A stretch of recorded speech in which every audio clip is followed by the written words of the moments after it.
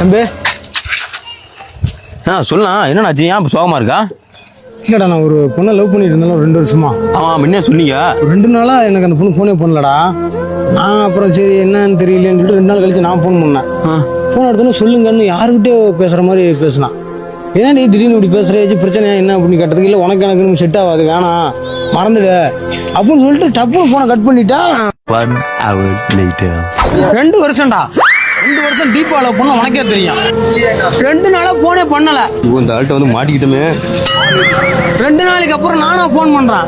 நீங்க யாரு பேசுறது அப்படின்னு வேற யார்கிட்ட பேசுற மாதிரி பேசுறா. விட்டு அப்படின்னு பேசுற என்னடா அர்த்தம்? காரணம் சொல்லணும்ல. ஏன்டா பிடிக்கல? இப்படியே பேசிருந்தா கொஞ்ச நேரம் எனக்கே பிடிக்காம போயிடும். டீ குடிங்க நம்மள. ரிலாக்ஸ் ஆகி டீ குடிங்க நம்மள. டீ குடிக்க மைண்டே போச்சுடா. டீயே வேணாம்.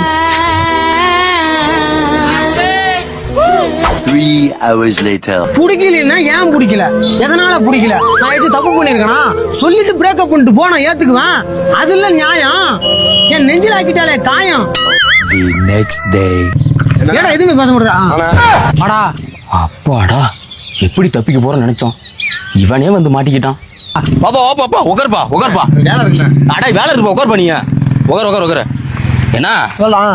எங்க அம்மா என்னை அர்ஜென்ட்டா கூப்பிடுச்சு. தம்பி ரேஷன் கடைக்கு போகணும்னு சொல்லி என்ன கூப்பிடுச்சு. நான் போயிட்டு ஒரு 5 நிமிஷத்துல வந்துடுறேன். நான் தம்பி அண்ணன் பேசிட்டு அண்ணன் 4 வாரம் தான் பேசுவாரு.